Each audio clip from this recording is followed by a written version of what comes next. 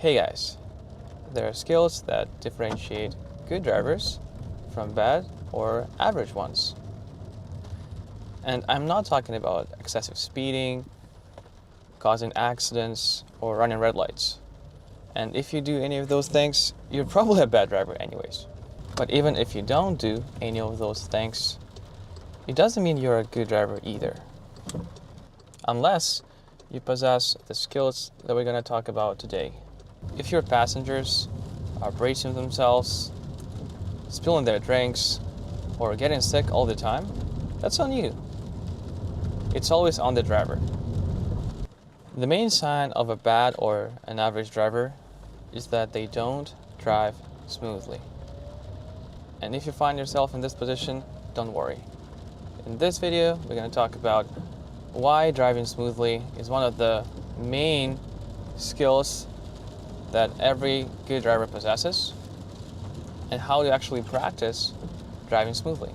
And the main disadvantage of driving aggressively is the increased risk of an accident.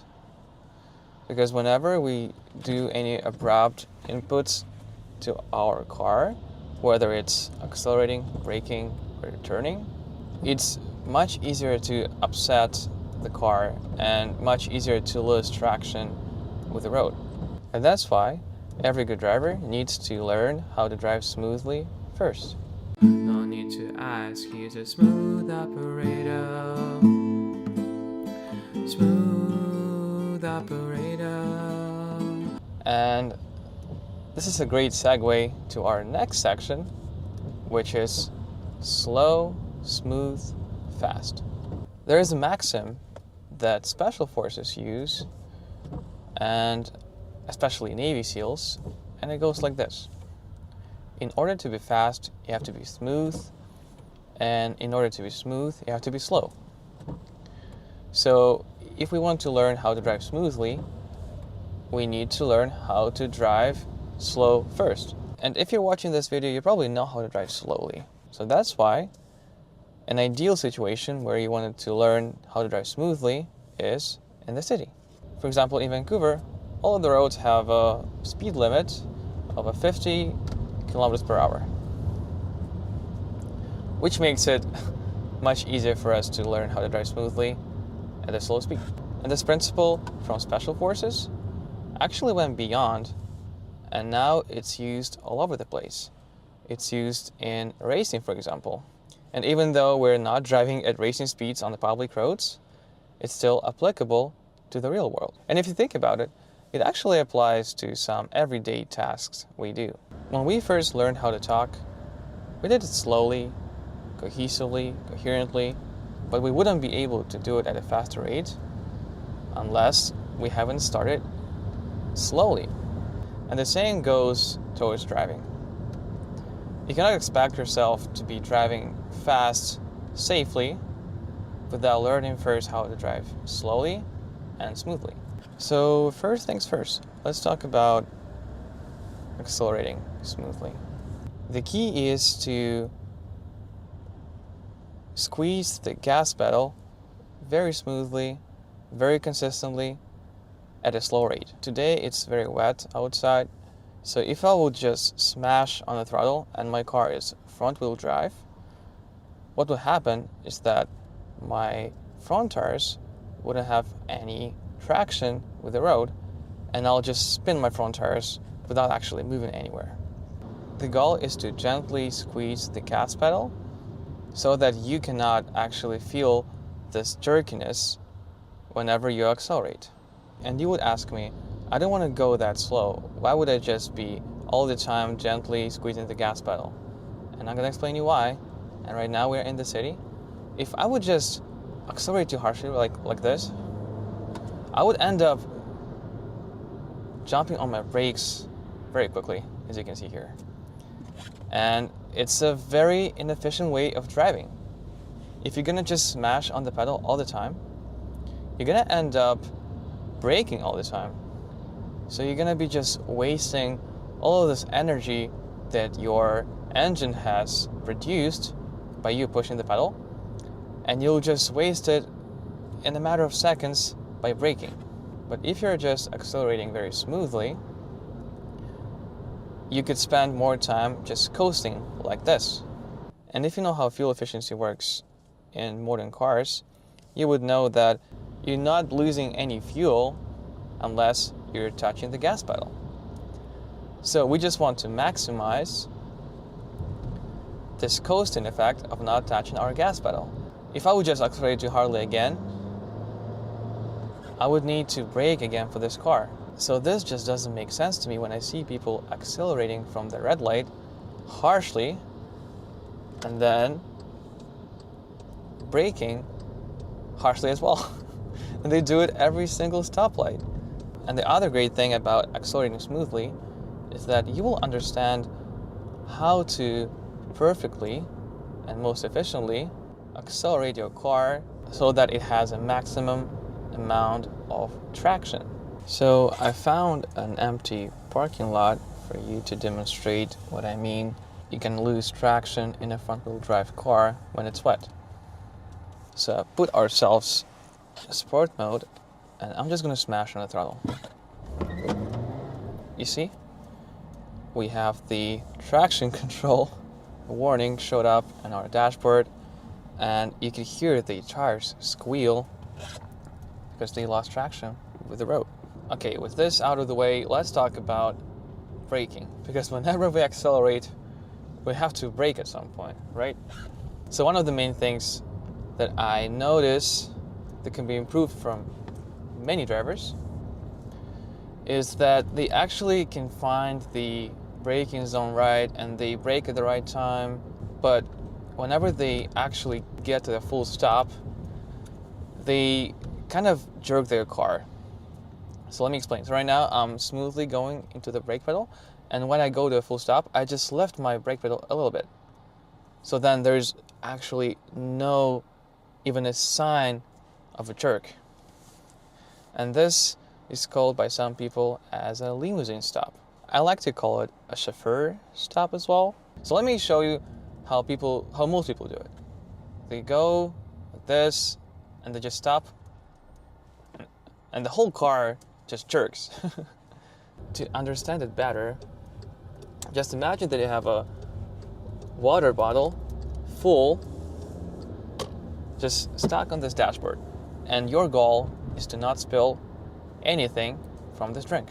One other disadvantage of braking harshly could be explained if you have ever rode a bicycle before, and you know if you just brake harshly onto your rear tire, you're just gonna spin out and your rear end is gonna go sideways. So the same is gonna happen in the car, especially in these wet conditions, if you just brake too harshly during the turn. You're just gonna upset the balance of the car and risk losing control of it. You want to apply the pressure consistently and smoothly. You don't want to just smash on a brake pedal unless it's some kind of an emergency. But from time to time, we actually have to turn our car. And let's talk about turning. And our main tool to turn is this steering wheel. All our inputs with our hands have to be smooth as well. Smooth operator. You don't want to just go fast in one or the other direction. Let's say you're changing lanes in the city. You want to show your turn signal, and your steering wheel motion is very, very smooth. You see, like, it's even imperceivable for some people that I have actually turned my wheel. You don't want to just go into the rain like this. It's unsafe. It's too fast, and people are just going to be annoyed by you. Right, so we came to a neighborhood where we can explore turning smoothly on intersections and stop signs. Some people like to juggle their wheel like this. And you see that it's actually not very effective. So even when you make a U-turn, your motions have to be very smooth with your steering wheel, so that you can even make turns like this possible. Let's just talk basics of smooth turning at lower speed. Let's say I want to turn right here. So what I like to do is to hold the wheel with my right hand like here, and then when I turn, all of my shuffles are at 9 and 3. And I just let go of the wheel and it will just center itself. And again, we turn left hand here, we just turn, you let go of the wheel, like this. There's many ways to shuffle the wheel, and you're probably seeing many techniques. You don't need to put your left hand at this point if you want to make a U-turn here every time. You can just do something like this.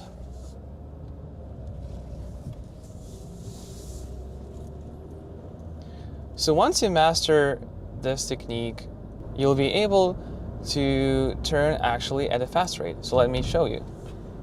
And you're actually being safe. So let's make sure there's no one here, no one behind us, no one on this side. Let's make a U-turn again.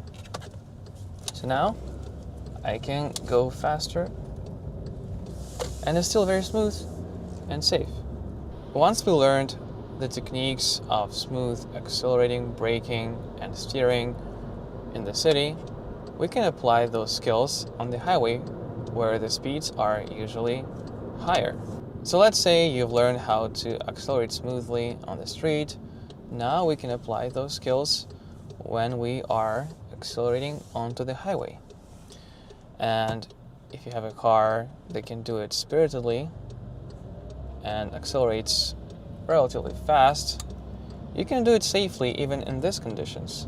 So we are approaching the on-ramp, and let me put us into the sport mode to illustrate to you how you can accelerate smoothly and spiritedly onto the highway using the techniques we explained in this video.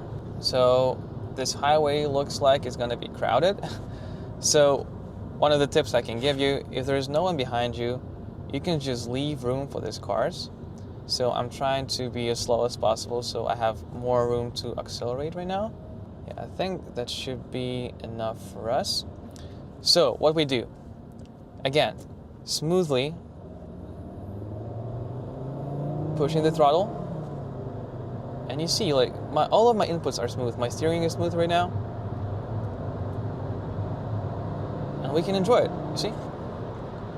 Now let's give room for this Jeep right here. And we are on the highway. And that was quite fun. And it was safe, most importantly, because we have mastered the smooth throttle input. So let's say we want to accelerate to pass this Lexus in front of us in this left passing lane. And again, we just smoothly go into the throttle. We gain some speed. And we safely pass this Lexus. And again, if you watched my videos how to drive on highways, we have to come back to the cruising lane on the right. So let's say I'm going quite fast, approaching this truck in front of me, and I feel like I need to brake. I smoothly go into the brake pedal, and I maintain the same speed at this truck right now in front of me. And you see, I'm going over 100 kilometers an hour, and I'm still safe because all of my inputs are smooth. Even if you change your lanes, it has to be as smooth as possible. I explained it better actually in one of the videos. You can check right now by following this link. But in short, let me just quickly demonstrate to you how to do it smoothly. So I show my turn signal well in advance, and I smoothly turn my steering wheel. Look, the steering wheel doesn't even look like it's turning, and I'm in this lane already.